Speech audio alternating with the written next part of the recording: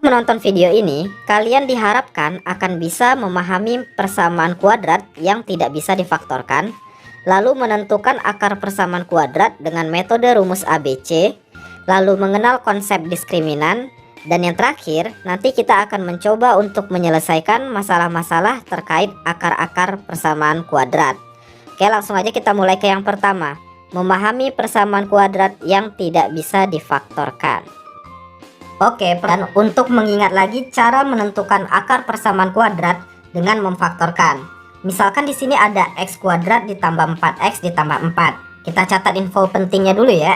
Yang pertama A-nya pasti 1 dong, kan yang di depan x kuadrat. Lalu B-nya yang ini berarti 4. C-nya berarti yang ini, nilainya 4 juga. Nah, kita butuh satu lagi info penting, yaitu A kali C. A kali C berarti 1 kali 4, ya 4 ya kan. Baru kita buatkan bentuk faktornya. Karena A-nya 1, berarti bentuk faktornya nanti X tambah titik-titik dikali X tambah titik-titik sama dengan 0. Baru deh kita cari bilangan berapa kali berapa yang hasilnya A kali C. A kali C kan 4. Berapa tambah berapa hasilnya B. B-nya 4 juga. Jawabannya pasti 2 dan 2 ya kan. Karena 2 kali 2 4, lalu 2 tambah 2 4 juga gitu. So titik-titiknya kita ganti dengan angka 2 dan 2. Ini kita hapus dulu. Nah, karena dia sama, maka kita ambil satu aja. Maka nanti jawabannya itu x plus 2 sama dengan 0. Sehingga x-nya sama dengan minus 2 gitu. Gampang kan? Jadi satu-satunya angka yang bisa memenuhi persamaan kuadrat ini adalah X sama dengan minus 2. Bisa dipahami ya? Kita cobakan ke soal sebelahnya. 2x kuadrat ditambah 7x ditambah 3. Catat lagi info pentingnya. A-nya 2, B-nya 7, C-nya 3 kan? Lalu A kali C nilainya adalah 2 kali 3, yaitu 6. Oke? Baru kita buat bentuk faktornya. Di sini berarti karena A-nya 2, berarti nanti 2x tambah titik-titik kali 2x tambah titik-titik per 2 juga. Ingat ya, kalau kepalanya 2 nanti pernya 2 gitu. Lalu sama dengan 0. Ya udah deh, kita cari lagi kayak tadi. Berapa kali berapa yang hasilnya A kali C? A kali C 6. Berapa tambah berapa hasilnya B? B-nya 7. Jawabannya ya 1 sama 6 dong ya kan. Karena 1 kali 6 6, 1 tambah 6 hasilnya 7. Maka titik-titiknya kita ganti dengan angka 1 dan angka 6 kayak gitu. Oke. Lanjut, kalau ada yang bisa disederhanakan, maka kita sederhanakan terlebih dahulu. 2x plus 1 nggak bisa disederhanakan, berarti yang bisa disederhanakan adalah 2x plus 6. 2x dibagi 2 hasilnya x aja. 6 dibagi 2 hasilnya 3. Oke. Jadi jawaban akhir kita nanti 2x plus 1 sama dengan 0 atau x plus 3 sama dengan 0. Ya udah, kita proses aja ya untuk cari x-nya. Berarti kan ini 2x sama dengan minus 1. 1 pindah ke kanan jadi minus 1. Lalu x-nya sama dengan minus 1 per 2 gitu ya. Selanjutnya x plus 3 sama dengan 0. Berarti x sama dengan minus 3 gitu. Gampang kan yang ini? Coba kita ke soal selanjutnya. Oke, gimana kalau soal ini? X kuadrat ditambah 5x ditambah 1 sama dengan 0. Oke, kita catat info pentingnya. A-nya sama dengan 1, B-nya sama dengan 5, C-nya sama dengan 1. Maka A kali C-nya sama dengan 1 kali 1. Ya 1 ya kan. Selanjutnya kita buat bentuk faktornya. Karena A-nya 1, berarti langsung aja X tambah titik-titik dikali X tambah titik-titik sama dengan 0. Kita cari deh berapa kali berapa yang sama dengan A kali C. A kali C nya 1. Berapa tambah berapa yang hasilnya B. B nya 5. Coba kita pikir deh, kalau dikaliin jadi 1, dijumlahin jadi 5, ada nggak angkanya? Ya nggak ada kan, bilangan bulat. Coba deh, yang bisa dikaliin terus dijadiin 1 itu cuma 1 kali 1 atau minus 1 kali minus 1. Dua-duanya kalau ditambahin nggak mungkin 5 kan. maka ini nggak bisa kita faktorkan. Jadi dari sini kita bisa simpulkan, nggak semua persamaan kuadrat itu bisa difaktorkan. Lalu gimana kalau nggak bisa difaktorkan? Makanya kita butuh satu metode lagi, yaitu dengan menggunakan rumus ABC. Rumus ABC itu kayak apa? Ini dia. Oke, kalian masih ingat dong bentuk umum dari persamaan kuadrat? Bentuk umumnya kan AX kuadrat ditambah BX ditambah C sama dengan 0. Nah, selain menggunakan metode faktor, kita juga bisa menggunakan rumus ini untuk menentukan akar-akar persamaan kuadrat. Kelihatannya mungkin agak rumit karena ada akar-akar gitu ya. Tapi kalau kalian sudah hafal dan paham cara menggunakan rumus ini, kalian akan jauh lebih mudah dalam menentukan akar-akar dari persamaan kuadrat. Oke, kita langsung cobakan aja pelan-pelan ya. Misalkan kita mau cari akar-akar persamaan kuadrat ini. Tadi kan ini nggak bisa difaktorkan. Sekarang kita coba pakai rumus. Kita catat dulu informasi pentingnya. A-nya sama dengan 1, B-nya sama dengan 5, C-nya sama dengan 1 kan. Baru kita masukin ke rumus. Rumusnya kan berarti X12 sama dengan min B, berarti min 5, plus minus akar dari B kuadrat, berarti 5 kuadrat dikurang 4 kali A, A-nya 1, kali C, C-nya 1 juga, per 2 kali A, 2 kali 1 ya 2, ya kan gitu ya. Sama dengan minus 5 plus minus akar 5 pangkat 2 itu 25 dikurang 4 dikali 1 dikali 1, ya 4 dong ya kan, per 2 kali 1, 2, sama dengan min 5 plus minus akar 25 dikurang 4 berarti kan 21 per 2. Oke, sampai sini bisa dipahami ya. Lanjut lagi. Berarti nanti X1 nya kita ambil yang plus, berarti nanti minus 5 plus akar 21 per 2. Sedangkan X2 nya nanti kita ambil yang minus, X2 sama dengan minus 5 kurang akar 21 per 2. Ini sudah nggak bisa disederhanain lagi, jadi jawabannya ya itu gitu. Bisa ya? Nanti kalian coba pelajari lagi. Rumus ABC ini bisa digunakan untuk mencari akar-akar semua bentuk persamaan kuadrat. Jadi kalau kalian misalnya agak males untuk memfaktorkan, kalian bisa gunakan rumus ini. Kita uji dengan soal yang tadi ya. Soal X kuadrat plus 4X plus 4 sama dengan 0. Kalau kita pakai metode memfaktorkan, ini tadi hasilnya X sama dengan minus 2 kan. Oke, kita catat dulu. Sekarang kita cobain pakai rumus. Kita catat infonya. A-nya sama dengan 1, B sama dengan 4, C-nya sama dengan 4 ya kan. Baru kita masukin ke rumus. Berarti X12 sama dengan min B, berarti minus 4 plus minus akar dari B kuadrat, berarti 4 kuadrat kurang 4 kali A-nya 1, C-nya 4. Oke. Lanjut lagi per 2A, berarti 2 kali 1. Kita lanjutkan, berarti ini minus 4 plus minus akar dari 4 kuadrat itu kan 16 dikurang 4 kali 1 4 dikali 4 16 juga. Per 2 kali 1 2 dong ya kan. Ini akan sama dengan minus 4 plus minus 16 kurang 16 0 dong. Berarti akar 0 ya 0 kan, per 2. Jadi hasil akhirnya adalah X1 maupun X2 nilainya adalah minus 4 per 2 sama dengan minus 2. Udah kan, sama-sama ini. Jadi kalau kalian pakai metode pound faktor ataupun rumus ABC, hasilnya pasti sama aja selama hitungan kalian benar. Oke, gimana kalau soal yang ini? 2x kuadrat ditambah 7x ditambah 3 sama dengan 0. Ini tadi jawabannya kan x sama dengan minus setengah atau x sama dengan minus 3 kan. Sekarang kita cek pakai rumus ABC. Di sini A-nya adalah 2, B-nya 7, C-nya 3 kan. Baru deh kita masukin ke rumus. X12 sama dengan min B, berarti minus 7 plus minus akar B kuadrat, berarti 7 kuadrat dikurang 4 kali A nya 2 kali C nya 3.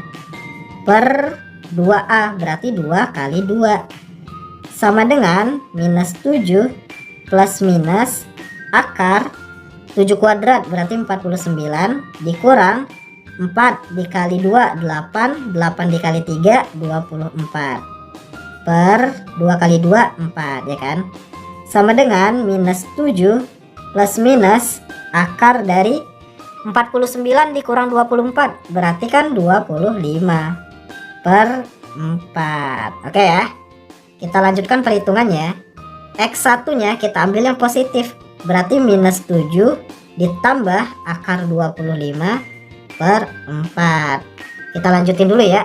Berarti ini nanti sama dengan minus 7 tambah akar 25 itu kan 5, berarti ini 5 per 4. Lalu minus 7 tambah 5 itu min 2 per 4. Sama dengan, kita sederhanain deh, min 2 per 4 ya min setengah. Oke ya. Lanjut, X2 nya kita ambil yang minus, berarti minus 7 kurang akar 25 per 4. Sama dengan minus 7 kurang 5 per 4. Sama dengan, ini jadi minus 12 per 4. Sama dengan minus 3. Minus 12 dibagi 4, minus 3 dong ya kan. Sama kan, jawabannya minus setengah sama minus 3. Sama dengan yang ini. Oke. Jadi pakai rumus ABC pasti sama kok jawabannya. Oke, kita cobakan rumus ABC ini ke soal yang baru ya. X kuadrat ditambah X tambah 1 sama dengan 0. Kita coba tentukan akar-akarnya pakai rumus. Pertama, informasi penting dulu. A nya sama dengan 1, B nya sama dengan 1 juga, C nya sama dengan 1 juga.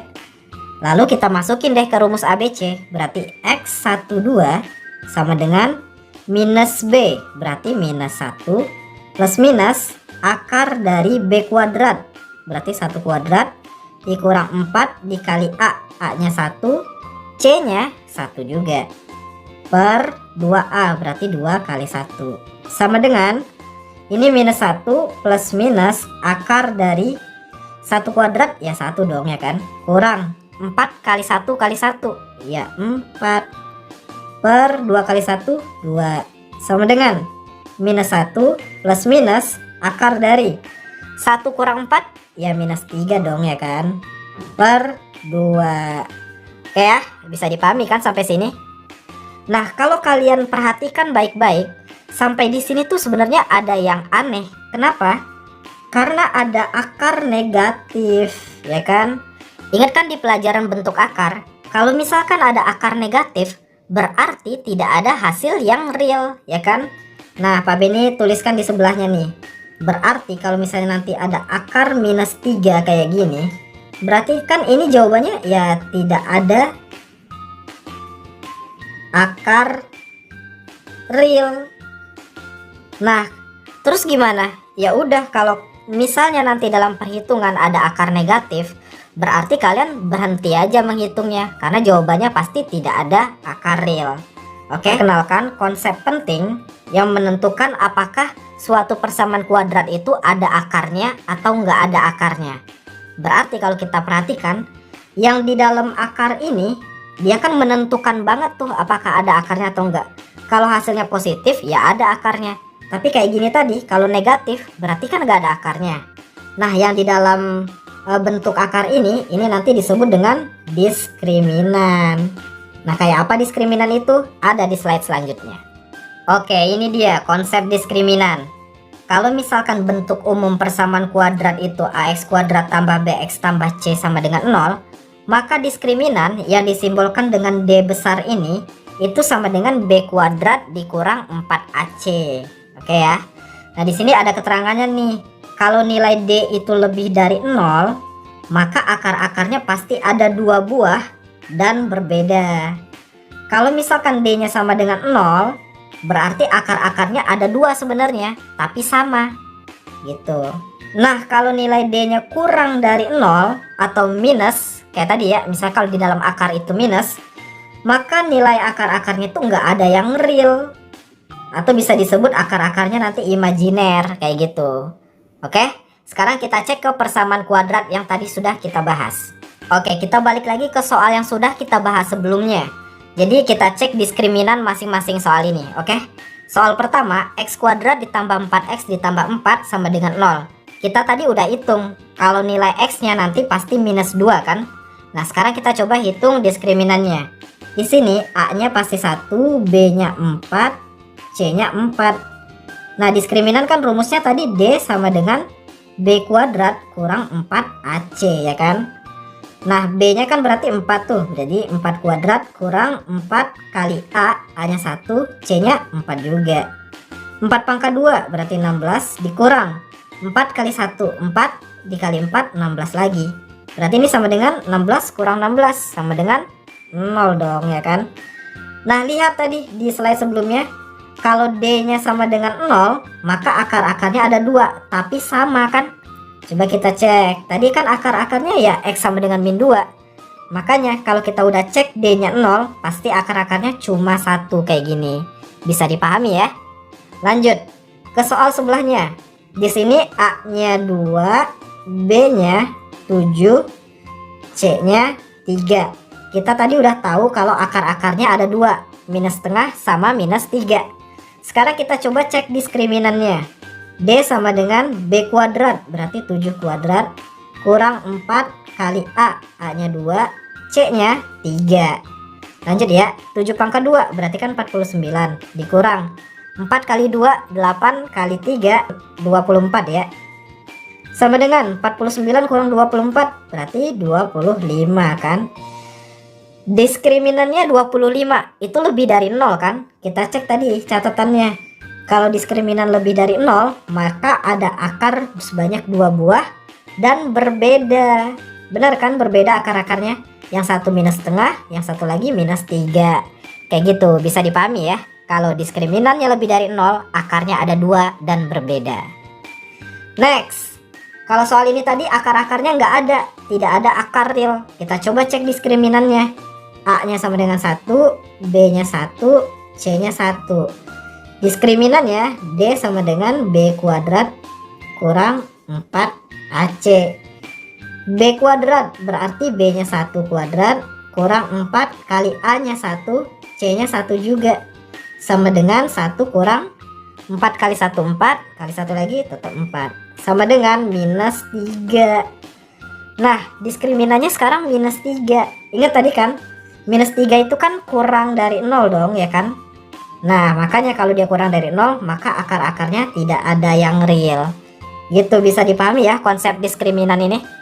Ya, nanti diharapkan akan bisa menentukan jumlah dari akar-akar persamaan kuadrat, lalu menentukan hasil kali akar-akar persamaan kuadrat. Oke, langsung aja kita mulai pembahasannya. Oke, misalkan kita mau menentukan jumlah dan hasil kali akar-akar dari persamaan kuadrat 2x kuadrat ditambah 7x ditambah 3 sama dengan 0. Masih ingat kan ya cara menentukan akar-akar persamaan kuadratnya? Metode pemfaktoran aja ya. Jadi kita mesti catat dulu kan informasi pentingnya. Di sini A-nya sama dengan 2, lalu B-nya sama dengan 7, dan C-nya sama dengan 3 kan. Masih ingat ya, kita butuh satu informasi lagi yaitu A kali C. Nilainya adalah A-nya 2, C-nya 3. Berarti 2 kali 3 sama dengan 6 ya kan. Oke, sampai sini bisa dipahami kan. Nah, sekarang baru kita tentukan bentuk faktornya. Ingat depannya kan 2. Berarti kita langsung siapkan aja 2x tambah titik-titik dikali 2x tambah titik-titik dibagi 2. Gitu ya, kan polanya gitu ya. Kalau misalnya 3x kuadrat berarti nanti 3x tambah titik-titik lalu dikali 3x tambah titik-titik bagi 3. Oke, jangan lupa sama dengan 0. Nah, sekarang baru kita pikirkan berapa kali berapa yang hasilnya A kali C. A kali C itu 6. Lalu berapa tambah berapa yang hasilnya B. B-nya 7 kan. Nah, berarti kan jawabannya pasti 1 sama 6 dong ya kan. Karena 1 kali 6 sama dengan 6 dan 1 tambah 6 hasilnya 7. Benar kan? Berarti titik-titik tadi kita ganti dengan 1 dan juga 6. Gampang kan sampai sini ya? Lanjut. Nah, sekarang baru kita sederhanakan bentuk faktor ini. Kita bisa coret yang 2x plus 6 kita bagi dengan 2. 2x dibagi 2 hasilnya x, tambah 6 dibagi 2 hasilnya 3 kan. So bentuk faktornya nanti adalah 2x plus 1 sama dengan 0 atau x plus 3 sama dengan 0 ya kan. Nah setelah ini baru kita cari x nya dulu. Berarti di sini kan 2x sama dengan minus 1, x nya sama dengan pindahin 2 ke kanan jadi minus 1 per 2. Selanjutnya yang ini berarti x sama dengan 3 pindahin ke kanan jadi minus 3. Sampai sini bisa dipahami kan? Lanjut, nah baru kita fokus ke pertanyaannya. Yang ditanya pertama jumlah akar-akarnya dulu. Misal aja yang minus setengah ini x1 ya, akar yang pertama. Lalu yang minus 3 itu akar yang kedua. Berarti nanti jumlahnya kan berarti x1 ditambah x2. Nah x1 nya kan minus setengah ditambah x2 nya minus 3. Berarti langsung aja ya, kurang 3. Minus setengah kurang 3 sama dengan berapa tuh? Kita jadiin pecahan biasa ya. Misalnya minus setengah dikurang 3 itu kan 6 per 2. Jadi hasilnya adalah minus setengah dikurang 6 per 2. Jadi minus 7 per 2. Oke ya, bisa dipahami kan sampai sini? Lanjut lagi. Di sini juga ditanya hasil kalinya. Berarti nanti x1 dikali aja ya. x1 dikali x2 sama dengan x1 nya tadi minus setengah. Lalu kita kalikan dengan x2 nya minus 3. Min kali min jadi positif kan. Berarti langsung aja setengah kali 3. Berarti ya 3 per 2. Kayak gitu cara menentukan jumlah dan juga hasil kali akar-akar persamaan kuadrat. Tapi sebenarnya ada rumus yang bisa mempersingkat ngerjain ini. Kalau ini kan kita cukup lama harus cari dulu akar-akarnya, baru dijumlahin atau dikaliin. Nah, akan sampaikan rumus untuk menentukan jumlah dan hasil kali akar-akar. Lanjut ya. Nah, ini dia rumus jumlah dan hasil kali akar-akar persamaan kuadrat. Ini untuk bentuk umum persamaan kuadrat ya. Misalnya bentuk umumnya kan ax kuadrat ditambah bx ditambah c sama dengan 0. Kalau yang ditanya jumlah akar-akarnya, maka kita rumusnya adalah minus dari b per a. Ingat ya, minus dari B per A. Nah kalau ditanya hasil kali akar-akarnya, berarti langsung aja C per A. Udah kayak gitu aja rumusnya. Oke. Nah kita cobain ke soal yang tadi ya. Soal yang tadi kan 2x kuadrat ditambah 7x ditambah 3 sama dengan 0. Kita catat dulu ya. Tadi kan jawabannya kalau x1 tambah x2, hasilnya tadi kan minus 7 per 2 ya kan. Yang di slide sebelumnya yang ini. Nah kalau x1 kali x2 nya kan 3 per 2. Jadi kita catat dulu x1 kali x2 sama dengan 3 per 2. Nah kita cek kalau pakai rumus. Lihat ya, misal kalau kita mau cari x1 tambah x2, berarti kan rumusnya minus b per a. Minus b per a. Kita lihat b nya di sini kan 7. Berarti sama dengan minus 7 per a nya 2 kan. Langsung aja minus 7 per 2. Selesai kan. Cepet langsung ketemu hasil jumlahnya. Oke ya, gampang kan yang ini.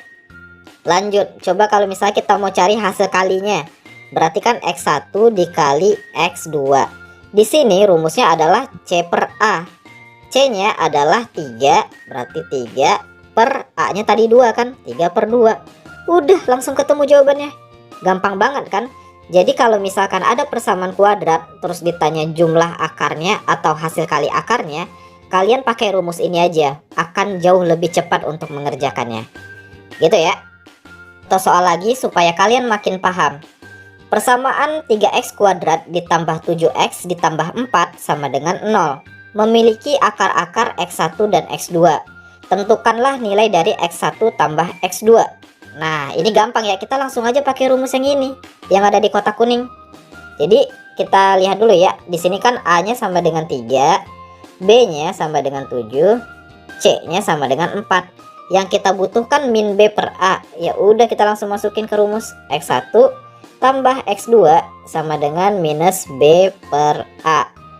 Minus b nya tadi 7 per a nya 3. Udah selesai. Gampang kan? Tapi kalau misalkan di pilihan ganda nggak ada jawaban ini, coba kita ganti ke pecahan campuran. Minus 7 per 3 itu kan kalau dijadiin pecahan campuran jadi minus 2 1 per 3 gitu ya. Jadi intinya bisa aja minus 7/3, bisa aja minus 21/3, sama aja. Oke, satu lagi. Persamaan 6x kuadrat dikurang 6x dikurang 12 sama dengan 0. Memiliki akar-akar P dan Q. Tentukanlah nilai dari P kali Q. Nah, gimana nih? Akar-akarnya sekarang P dan Q. Padahal tadi kita kan pakainya X1 sama X2. Ya sama aja. Jadi tergantung ininya ya, tergantung soalnya. Kalau misalkan soalnya dibilang akar-akarnya X1 dan X2, ya berarti nanti pakai X1 dan X2. Kalau dibilang akar-akarnya P dan Q, ya P dan Q. Atau misalnya bisa aja akar-akarnya X dan Y, ya udah X dan Y. Jadi tergantung soal, nggak masalah. Toh rumusnya tetap masih yang di kotak kuning. Karena yang ditanya P kali Q, berarti yang ini yang dipakai ya. So kita catat dulu informasi pentingnya. A-nya di sini 6, B-nya di sini minus 6, C-nya di sini adalah bukan 12 ya, tapi minus 12. Oke. Jadi C-nya minus 12. Oke, kita tinggal masukin ke rumus. Berarti nilai P dikali Q sama dengan C per A. C per A. C-nya tadi minus 12, A-nya 6. Minus 12 bagi 6 sama dengan minus 2. Gampang banget kan? Semoga kalian bisa memahami ini dengan mudah.